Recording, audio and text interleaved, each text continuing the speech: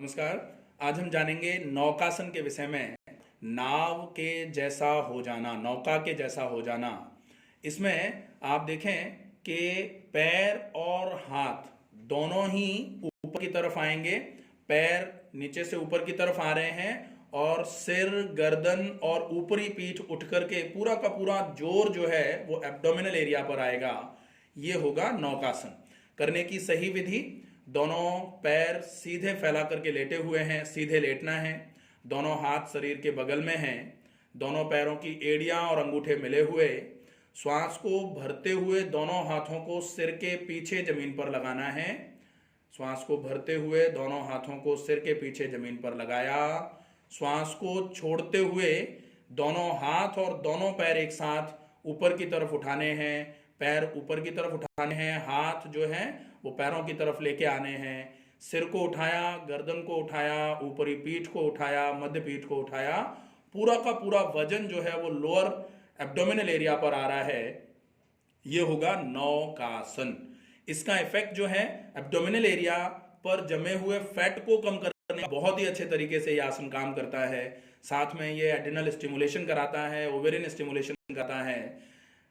Fallopian tube और uterus में जो भी फैट जमा है या फिर कोई भी लिथार्जिक चेंजेस आ रहे हैं उनको नॉर्मल करने के लिए यह आसन काफी इफेक्टिव माना जाता है। श्वास को भर के छोड़ते हुए हमने आसन किया था। श्वास को भरते हुए धीरे धीरे करके पैर, पीठ, गर्दन और सिर, हाथ सब नीचे की तरफ आएंगे। ये होगा नौकासन। आपने देखा कि जब आप पैरों को उठा रहे हैं, पैर उठाए हैं, तो फिर आपके फ्रंट थाई मसल्स और बैक थाई मसल्स पूरे अच्छे तरीके से एक्टिव हो रहे हैं। इनमें ब्लड सर्कुलेशन भी बढ़ रहा है, इन मांसपेशियों की टोन भी बढ़ रही है।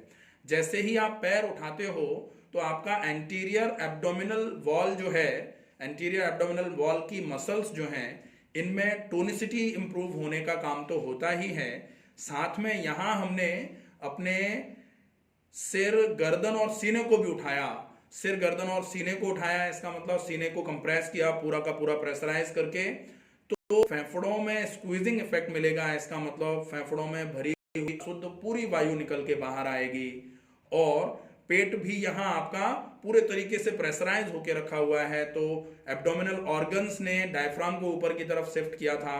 फिर आपके फेफड़े भी अच्छे तरीके से एक्सपेंड नहीं हो पा रहे थे। ऐसे केस में फेफड़ों में टोनिसिटी बढ़ने का, फेफड़ों की जो क्षमता है वो बढ़ाने में ये आसन बहुत इफेक्टिवली काम करेगा। साथ में पेट के ऑर्गन्स पर इसमें स्क्वीजिंग इफेक्ट जा रहा है। पेट के ऑर्गन्स जो है वो एक दूसरे पर ज्यादा से ज्यादा जोर डाल रहे हैं, इसलिए ये एब्डोमिनल ऑर्गन्स की क्षमता बढ़ाने के साथ साथ उनमें इंटरनल मसाजिंग करवाने का भी काम करेगा। केवल एक विशेष स्थिति ऐसी है जिसमें इस आसन को बिल्कुल भी नहीं किया जाना चाहिए। अगर आपको हाइटल हर्निया है तो इस आसन को कंप्लीटली अवॉइड करना है। अगर आपको अम्बिलिकल हर्निया है या फिर हर्निया है तो भी इस आसन को पूरे तरीके से अवॉइड करने की आवश्यकता है। अगर आपको कमर में दर्द ज्यादा रहता है तो भी आपको इस आसन को अवॉइड करना होगा। अगर ये समस्याएं नहीं हैं और आपका वजन ज्यादा है, आप दोनों पैर एक साथ उठाने में सक्षम हैं, तो यह आसन आपको वजन कम करने में सबसे ज्यादा सहायक सिद्ध होगा। आपके बेली फैट को कम करेगा।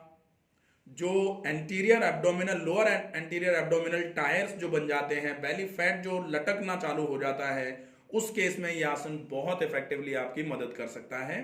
साथ में इस आसन से आपका एड्रिनल स्टिमुलेशन हो रहा है। एड्रिनल स्टिमुलेशन अगर होगा तो एड्रिनल स्टिमुलेशन की वजह से आपका वजन तो कम होगा ही, साथ में ये आपके फाइट, फ्लाइट और फियर का डिसीजन जो है इसको इंप्रूव कराने में काम में आएगा। आपके डिप्रेसिव फीलिंग या एंग्सियस फीलिंग जो लगातार बनी रहती है उसको भी बैलेंस करने के लिए यह आसन काफी इफेक्टिव है।